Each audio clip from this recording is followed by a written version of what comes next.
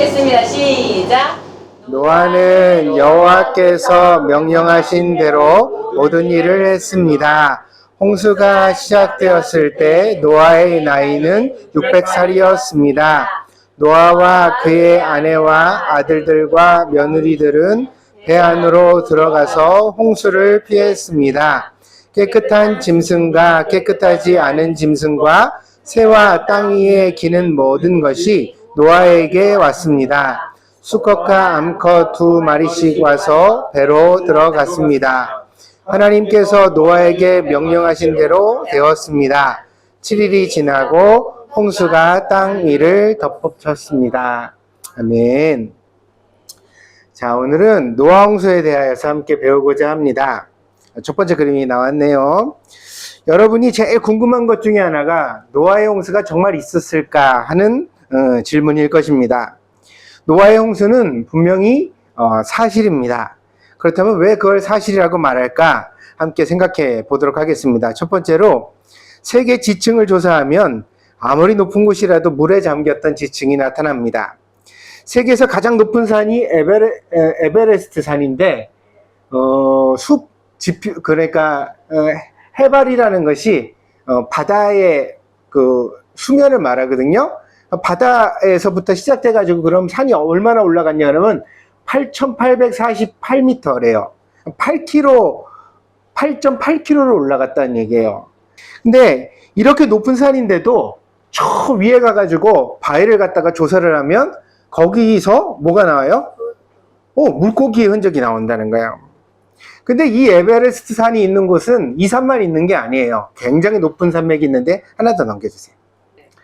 이 에베레스트 산 옆에도 그만큼이나 높은 산들이 쭉 저렇게 함께 모여져 있거든요. 그래서 이것을 히말라야 산맥이라고 말하는데 이것은 세계에서 가장 높은 지형이기 때문에 온 세계 지구의 지붕이라고 불려지는 그런 지형이에요.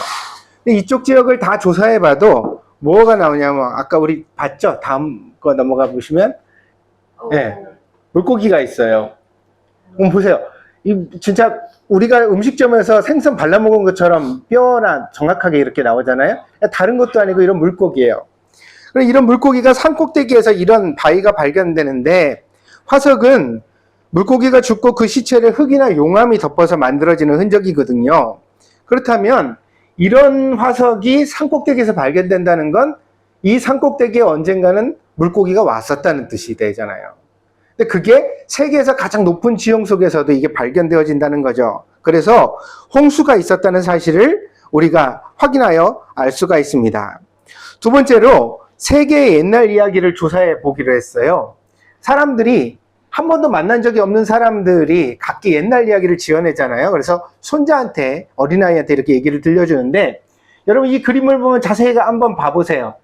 홍수 가운데서 큰 물고기가 있고 사람들이 피신을 가는 그런 그림인데 여기 보면 복장을 보면 뭘 발견할 수 있냐면 이 복장이 어디 복장일 것 같아요?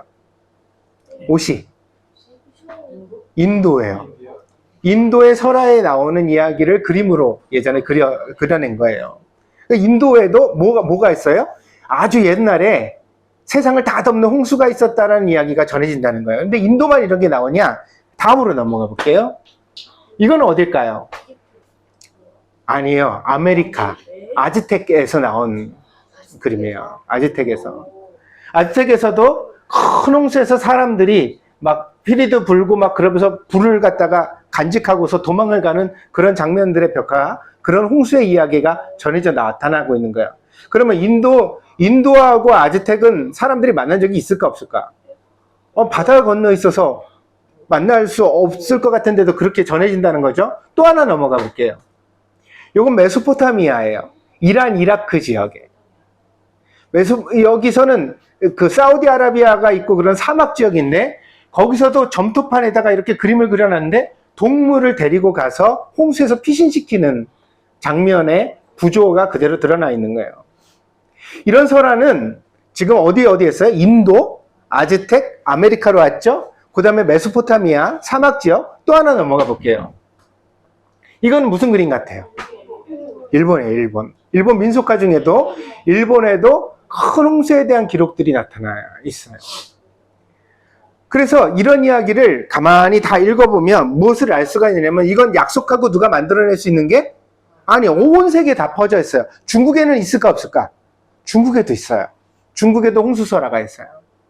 그러니까 한 번도 만난 적이 없는 사람들이 전부 다 조상 대대로부터 후손들에게 야 세상에는 옛날에 엄청난 홍수가 있었어. 그래서 우리가 정말 다 죽을 뻔했던 그런 일이 있었단다. 그러는 이야기를 들려주고 있다는 거죠. 그래서 우리가 홍수가 있었다는 사실을 다시 한번 확인하게 됩니다. 그럼 그게 꼭 노아의 홍수냐? 그렇게 물을 수 있겠죠. 아니 일본에도 홍수가 있고 인도에도 나고 그 다음에 뭐 아메리카에도 나고 그런데 그게 꼭 노아의 홍수를 말하는 것일까? 그렇게 말할 수가 있습니다. 다음으로 한번 넘어가 볼게요. 자, 저기 지구본에 빨간 점이 있죠? 무슨 나라일까요? 저기가 튀르키예, 터키라는 나라예요. 그래서 여기 보시면은 여기 장화가 있으니까 이게 이탈리아죠. 요거는 영국이에요. 영국, 이탈리아, 여기 그리스. 그리스 바로 옆에 있는 큰 나라가 이게 튀르키예라는 나라예요. 그 튀르키예라는 빨간 점의 나라를 갖다가 큰 지도로 확대를 해봤어요. 그러면 튀르키예가 바닷가에 이렇게 있어요. 그래서 여기는 블랙시라고 하는 흑해가 있고 여기는 지중해가 있는데 거기 튀르키예가 이렇게 있는 거예요. 그런데 이 튀르키예에서 제일 높은 산이 있어요. 우리나라 백두산처럼. 그 산이 여기 있어요. 맨 오른쪽에 있죠, 그죠? 튀르키예 맨 오른쪽에 있어요. 이 산의 이름은 아라라트예요. 아라라트. 여러분 성경 읽어봤으면 아는 이름인데 뭐예요? 노아의 홍수가 있었을 때 노아의 방주가 맨 마지막에 가서 딱 정착하게 되어지는 산의 이름이 아라라산이라고 성경에 나와 있어요. 그 아라라산을 터키에서 아라라트 옛날부터 그렇게 불러왔던 이름으로 그렇게 등장을 합니다. 그런데 왜 이야기를 목사님이 가져왔을까? 다음으로 넘어 볼게요.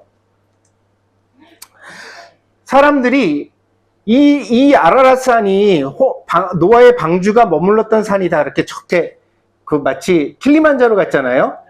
그렇게 있는 산이에요.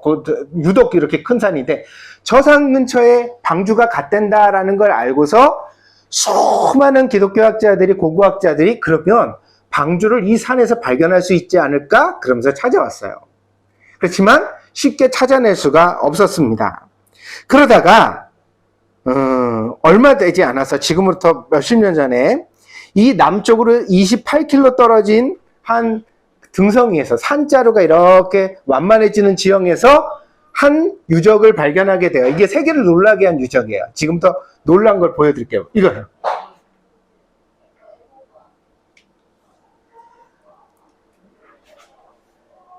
처음에는 그냥 동산인 줄 알았어요. 그런데 동산이라고 말하기에는 조금 이상하게 여기 벽이 이렇게 세워져 있죠? 네. 바깥으로 벽이 이렇게 세워져 있고 안에는 또 이렇게 고분처럼 뭐랄까요? 작은 언덕이 이렇게 올라와 있어요. 근데 이거를 처음에는 산같이 여겨가지고 사람들이 잘 모르다가 이 방주를 찾던 과학자들이 이걸 찾아내게 된 거예요. 그래서 먼저는 이 외벽에 있는 벽에서 이것은 그저 자연적으로 생겨난 벽이 아니라 나무의 벽에 흙이 쌓이면서 만들어진 지형이라는 걸, 그러니까 나무의 성분과 섞여져 있는 지형이라는 걸 확인을 했어요. 그런 다음에 이거를 지금은 이제 땅을 파서도 조사를 하지만 땅을 파지 않고서도 엑스레이 같은 걸 땅에다 투영해가지고 조사하는 기법으로 이런 지형을 조사할 수 있는 과학이 발달하게 됐거든요. 그래서 조사를 해봤더니 이렇게 되어져 있는 이 부분에 3층 구조가 확인이 되는 거예요. 1층, 2층, 3층이 이게 이렇게 언덕이 그냥 산으로 만들어졌으면 한 덩어리여야 되잖아요. 근데 그 안에 1층이 다르고 2층이 다르고 3층이 달라서 3층 구조가 있는 것이 확인되어지는 거예요. 그런데 이것도 보면 놀라운 사실이 성경의 방주를 어떻게 만들었다고 기록되어 있냐면 3층으로 만들었다고 기록되어져 있어요. 그리고 그 외벽은 나무로 만들었거든요. 그러니까 방주가 여기 아주 오랜 세월 만약에 머물렀다고 한다면 그 나무에 흙이 쌓이면서 저와 같은 그 울타리가 만들어지고 그 안에 방주는 어떻게 흙으로 묻혀서 그와 같은 흔적이 나오지 않았을까 그렇게 추측되어져요. 지금도 이걸 방주라고 믿는 과학자와 방주가 아니라고 생각하는 과학자들이 물론 있습니다. 그렇지만 성경에 매우 놀라운 사실을 이 유적이 흡족하게 만족시키고 있는 건 사실이에요. 무슨 얘기냐면 첫째, 크기. 성경에 나오는 방주의 크기는 약 130m거든요. 근데 딱 이 크기가 그래요. 그리고 두 번째, 방주는 어떻게 3층으로 만들어졌다고 그랬는데 내부의 구조를 확인해 보니까 그것도 그렇게 나와요. 그래서 지금은 터키에 가면 노아의 방주의 유적이라는 이름으로 여기를 탐사하거나 구경하는 그러한 여행 상품들이 이미 있다고 합니다. 그래서 사람들이 이것을 알게 되었습니다. 노아의 방주를 만든 것은 8사람입니다. 오늘 본문에도 나오는데 노아만 아니라 노아의 세 아들 셈과 함과 야벳이라는 세 아들이 노아와 함께 방주를 만들었습니다. 그런데 노아에게도 부인이 있었고 이 세 아들에게도 부인이 있어서 모두 8명의 사람이 힘을 합쳐서 그렇게 방주를 만든 것을 알 수가 있습니다. 방주의 크기는 길이가 135m, 폭은 20m, 높이는 15m. 그래서 한 층이 약 5m 정도 됐다고 그러니까 앞에서 말한 바와 같이 3층으로 만들어졌고 그래서 여러 방에 동물들이 들어갈 수 있는 구조였습니다. 이렇게 큰 방주를 몇 명이 만들었다고요? 8명이. 얼마 동안 만들었을까? 최소 50년에서 100년 정도 걸렸다고 그래요. 그 시간 동안 이 8명이 날마다 먹고 아침이면 일어나서 나무를 해오고 그걸 다듬고 그러면서 방주를 만드는 기간이었습니다. 오늘 읽었던 성경의 말씀처럼 노아는 하나님의 말씀을 전부 다 순종했습니다. 노아뿐 아니라 노아의 가족이 모두 그와 같이 순종을 했습니다. 마침내 방주가 완성되고 하나님께서 동물들을 이렇게 암컷, 수컷 두 마리씩 와서 배에 실게 하셨잖아요.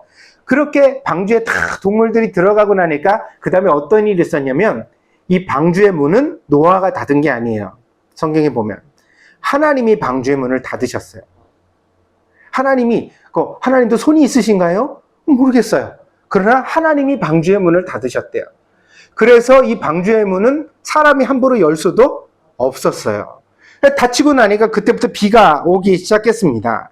비는 얼마나 왔습니까? 여기 보면 노아가 600세 되던 해에 홍수가 시작되었다고 나와요. 그렇죠? 600세 되던 해 2월 17일이라고 성경에 구체적으로 날짜가 나와 있어요. 그래서 그 홍수가 끝난 시기는 601세가 되던 2월 27일이었어요. 그러니까 무려 1년 동안 홍수가 계속되었습니다. 이 1년의 홍수는요, 어느 정도였냐면, 비가 오고 하늘에서는 우리 장마철에 비 오듯이 막 떨어지는데, 하늘의 비로만 세상이 가득 찬 건 아니에요. 그때는 골짜기에 샘이 터졌다고 그랬어요. 땅이 막 터지면서 땅 안에 있는 지하수 같은 것들 막 세상으로 나와서 온 세상이 물에 차기 시작을 했대요. 이렇게 온 세상에 물이 넘치는 시기가 40일 동안 계속됐어요. 이 40일 동안 온 세상에 물이 찼는데 그렇게 물이 찬 상태에서 그저 물이 사라진 게 아니에요. 그럼 얼마나 됐냐? 약 150일 동안은 이 물이 온 세상에 그대로 가득 차 있어요. 사라지질 않았어요. 그러면 아까 40일 비가 왔죠? 150일 동안 물이 차 있었으니까 다 합치면 190일 뭐 이렇게 되겠죠? 그러면 얼마나 돼요? 6개월? 조금 넘는 시간이에요. 6개월 이상을 온 세상에 물난리가 나세요. 여러분, 장마철에 우리가 왜 도시에서 이렇게 막 동경과 같이 큰 도시에 살다가도 가끔 가다가 막 물난리를 겪는 줄 알아요? 어느 날 하늘에서 구멍이 난 것처럼 비가 막 쏟아지면 6시간, 12시간 만에 막 하수구가 다 막히고 도시가 다 물로 차올라서 지하실에 있는 사람들은 밖으로 피난 가야 되는 그런 일이 벌어진단 말이야. 얼마 만에? 하루도 안 걸려요. 그게 지금도. 이렇게 도시를 만들었는데도. 근데 그 옛날에 심지어 비만 오는 게 아니라 샘이 터져가지고 막 나오는 그런 상황이 되어지면 40일 동안 온 세상에 아까 히말라야 산맥이라고 말하는 그런 데까지도 물이 찼을 거라고 우리 생각을 할 수 있고, 그런 홍수가 무려 150일 동안 온 세상에 가득 차 있었으니까 6개월 동안 그래서 날개 달고 새들도 새들은 날면은 살지 않느냐? 아니 그게 잠시지. 새도 장마철에 비를 피해도 하루나 이틀 동안 날아가서 피하는 거지 40일을 어떻게 날라. 철새도 한 달, 두 달 사이에 막 열심히 먹고 바다를 건너가는 철새도 한 달, 두 달 사이에 집중적으로 날아서 바다를 건너가지 6개월을 날아가는 새는 없어, 세상에. 그러니까 온 세상에 동물들이 위기를 맞고 죽을 상황에 처했다는 게 사실이 되는 겁니다. 그리고 이제 그 6개월 동안 가득 찼던 물이 빠지는데도 얼마 걸려요? 세상에 6개월 동안 물이 찼으니까 그게 빠지는 것도 6개월이 걸리는 거죠. 서서히 물이 줄어가는데 이제 땅속으로 샘으로 가라앉기도 하고 바다로 물이 가기도 하고 또 우리 그런 생각 하잖아요. 저기 북극에 빙하가 만들어졌잖아요. 그렇잖아요. 거기 막 얼음이 우리는 알지 못했지만 하나님이 그렇게 물을 올리셨으면 거기 가서 물이 또 다 하면서 해수면이 낮아져 가서 땅이 드러나게 되는 것이 1년 만에 드러났다는 것입니다. 그래서 1년 동안 이 홍수를 겪은 후에 노아는 방주에서 나오게 됩니다. 노아가 이렇게 방주에서 보호를 받은 것은 노아가 하나님께 순종했기 때문입니다. 하나님의 말씀을 순종하지 않으면 나쁜 결과에 이르게 됩니다. 그러나 하나님의 말씀에 순종하는 사람에게는 반드시 좋은 결과가 나타납니다. 그래서 당장은 힘들고 어려워도 하나님께 순종하는 것이 우리에게 유익한 축복이 됩니다. 50년이 넘는 세월 동안 상속에서 방주를 만드는 일이 얼마나 노아와 노아 가족에게 힘들고 어려운 일이었겠습니까? 그렇지만 하나님의 말씀에 순종했기 때문에 노아는 자기의 가족뿐 아니라 모든 위험에 처한 동물들을 구원할 수 있는 사람이 되었던 것입니다.